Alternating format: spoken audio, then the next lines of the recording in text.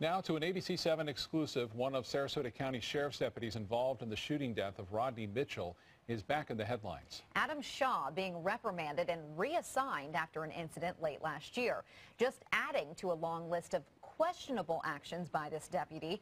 ABC7's Max Winnitz is joining us live in the studio with more on this story. Max. Haley Scott, good evening. Deputy Shaw going rogue, accused of conducting a drug sting without the approval from his superiors, and in the process, according to Sheriff's Office guidelines, putting not only himself at risk, but the public as well.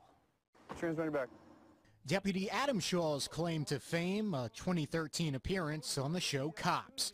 But when the cameras aren't rolling, Shaw has been at the center of several controversies. Since starting with the Sheriff's Office in 2010, a number of complaints filed against him for pulling people over for seatbelt violations, even though they were strapped in.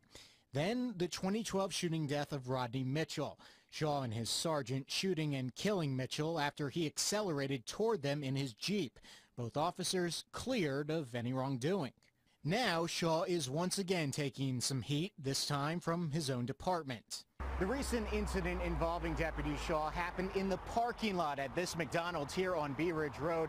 According to these documents, the deputy set up a drug sting without the consent of his superiors.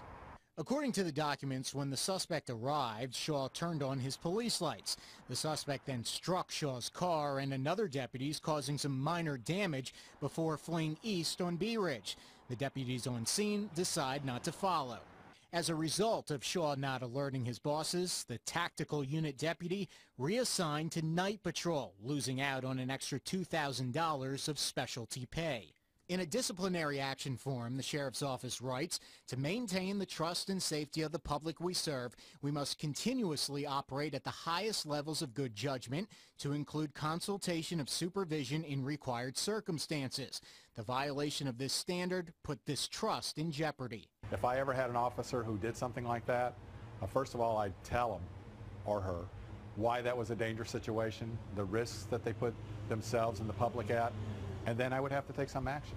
Paul Sutton, a retired captain with the Sarasota Police Department, explains why Shaw should have let his superiors know. An undercover operation is a team activity. They always have to be planned, they always have to be coordinated, and if you don't do that, you risk the safety of the officers, you risk the safety of the public, and even the perpetrator. In the report, Shaw says he didn't let his sergeant know because he was out of town. And since this is a personnel issue, the Sheriff's Office had very little to say on this matter, only that Shaw has not been demoted because he still remains a deputy, even though, again, he does lose out on some extra money since he's no longer with the tactical unit. And guys, back to you. Thank you, Max.